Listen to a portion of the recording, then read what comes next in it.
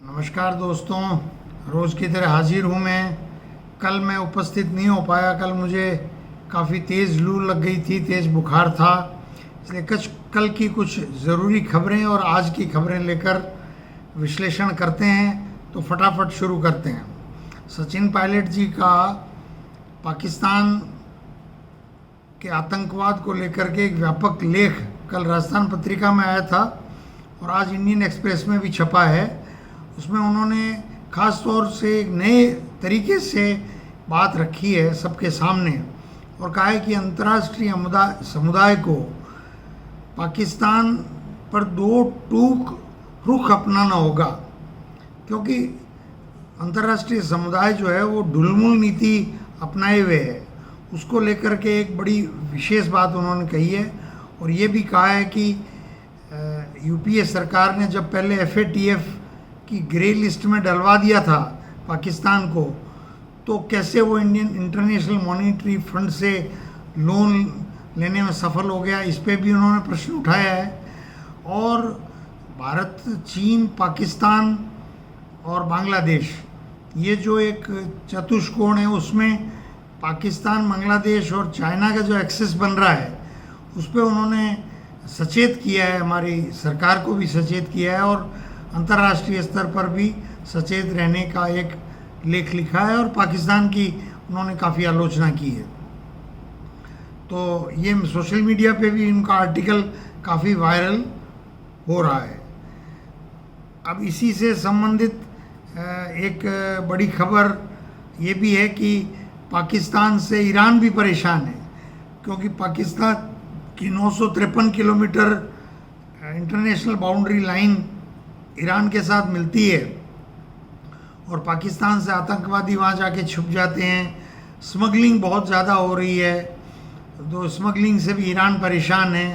तो ईरान ने फैसला किया है प्रथम चरण में 953 किलोमीटर में से 300 किलोमीटर वो सड़क बनाए, 4 दीवारी बनाएंगे 13 फुट ऊंची, और उसमें से 120 किलोमीटर बन चुकी है। और अब वहाँ के जो सेनाध्यक्ष हैं वो आजकल पाकिस्तान के साथ जो उनका बॉर्डर लग रहा है उसका दौरा कर रहे हैं।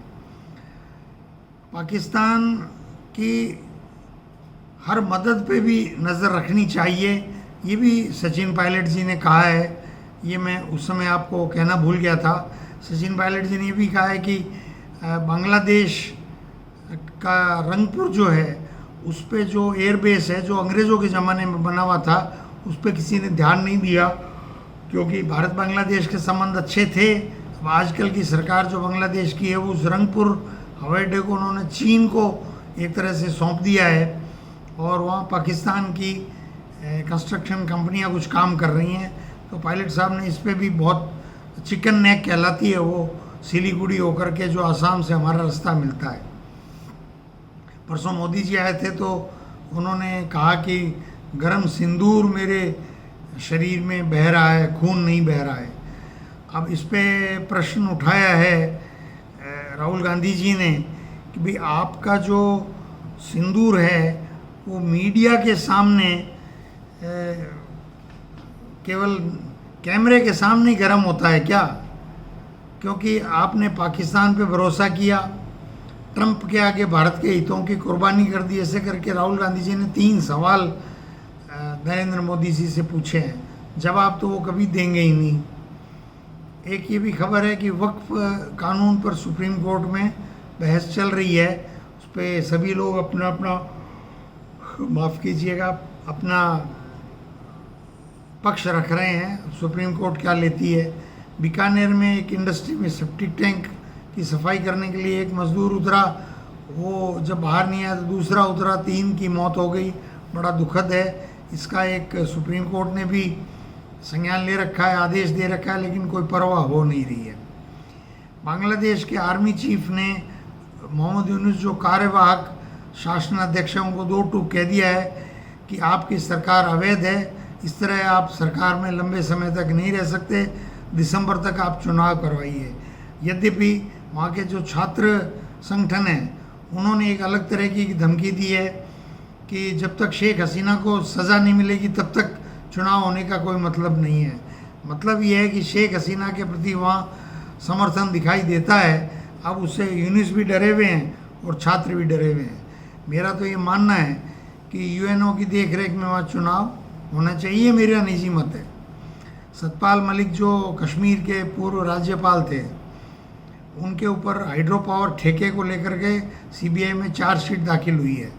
अब ये सतपाल मलिक, अब तो उनको बड़ी ईमानदारी और दिखाई देती है।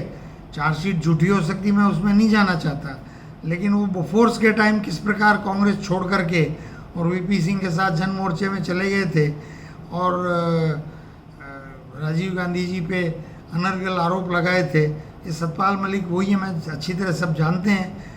दोहरे चरित्र इनके भी कम नहीं है। खैर, मुख्यमंत्री ने एक फिर संकल्प दिखाया। संकल्प मुख्यमंत्री भजनलाल जी बहुत दिखाते हैं बार बार कि भाई 4 लाख सरकारी और 6 लाख प्राइवेट नौकरियां इस कार्यकाल में देंगे। तो भाई साहब 1.5 साल हो गया, 4 लाख में से कितनी दी और 6 लाख में से कितनी दी, वो तो हमको आप गिना दीजिए, वेबसाइट पे डाल दीजिए, ताकि उन लोगों को हम भी टेलीफोन व्हाट्सएप पे बधाई दे दें। लेकिन आप नहीं देंगे। एक बड़ी महत्वपूर्ण खबर है, जल जीवन मिशन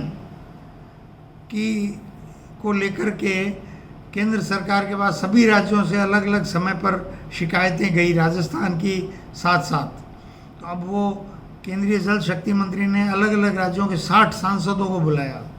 अब हमारे सांसद कितने जागरूक हैं ये आप जरा देखिए, बड़ा मज़ा आएगा आपको। 60 सांसदों को अलग अलग राज्यों से बुलाया और दिल्ली में पहुँचे कितने, 14। और उन 14 ने कहा कि भारी अनियमितताएं उनके राज्यों में जल जीवन मिशन में हुई है, ठेकों में भी हुई है, कॉस्ट बहुत बढ़ गई है और क्वालिटी भी ख़राब है।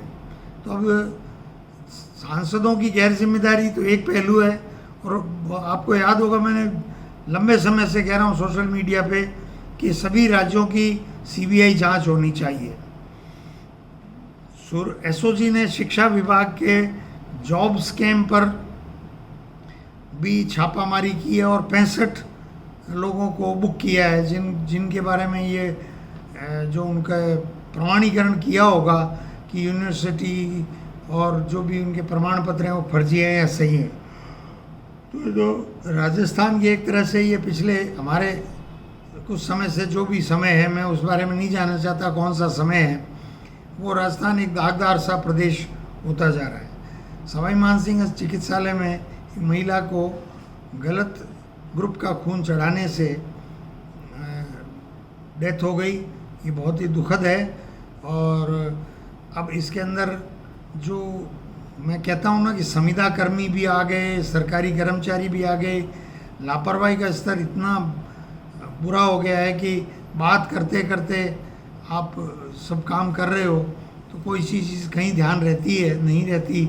चाय पी रहे हो, मोबाइल देख रहे हो, व्हाट्सएप कर रहे हो, ये सब हो रहा होगा। इसलिए ये सब इनको मानवीय भूल तो कह नहीं सकते, लापरवाही है, घोर लापरवाही है और इसकी सज़ा मिलनी चाहिए।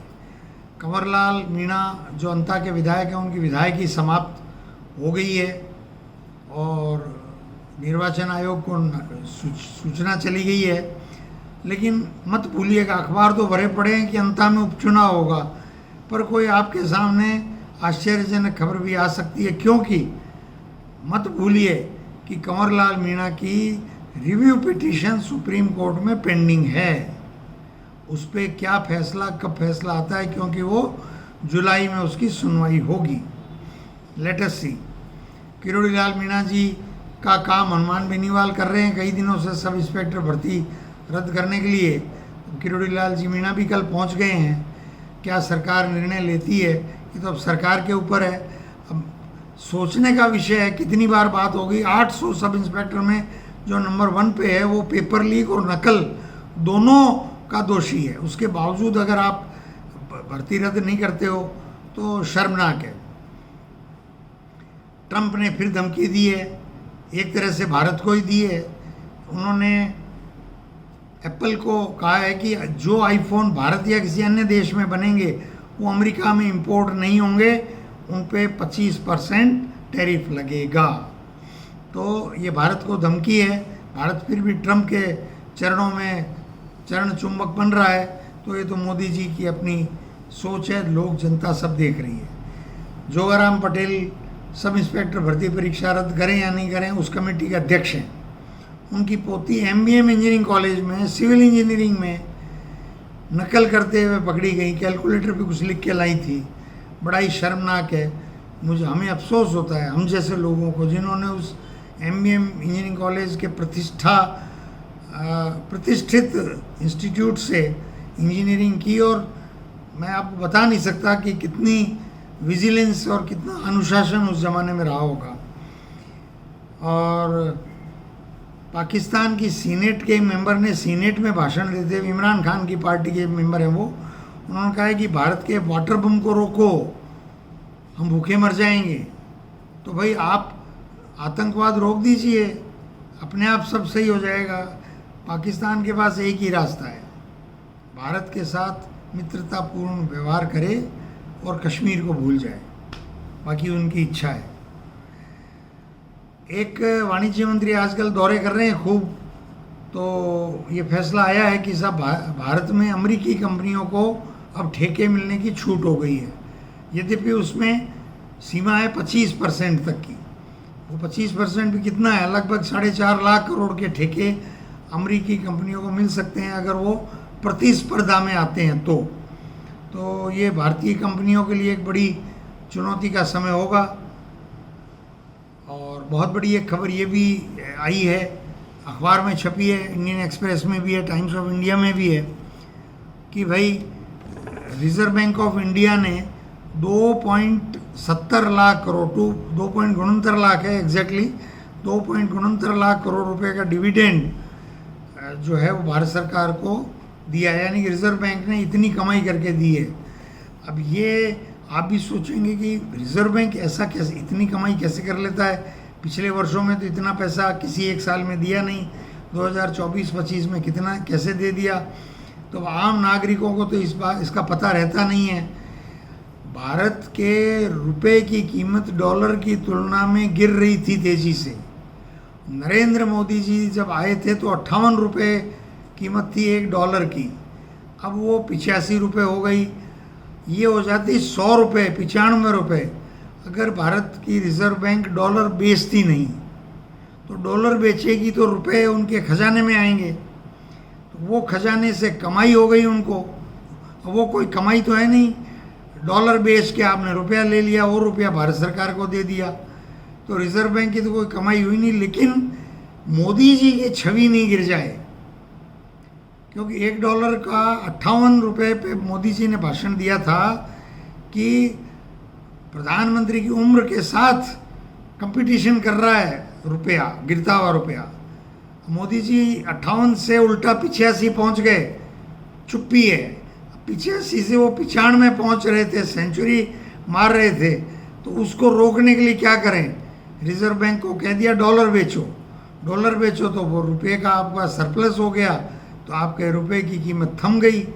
लेकिन सही मायने में भारत का जो एक्सपोर्ट इंपोर्ट और जो फॉरेक्स है और फॉरेन रिजर्व है, उसको देखते हुए रुपया डॉलर की कीमत तुलना में बहुत कमज़ोर हो गया है। अब ये मोदी जी अपने सिंदूर करके जो भी इस देश को बरगलाएं, वो उनकी इच्छा है। इस देश के लोग कब समझेंगे, ये तो अब चुनाव में भारत के लोग अगर पैसे से, शराब से, जाति से, धर्म से, इन सब चीज़ों से वोट देंगे तो भारत के लोग जाने। देश, भारत माता तो चुपचाप देखने के सिवाय कुछ कर नहीं सकती। धन्यवाद।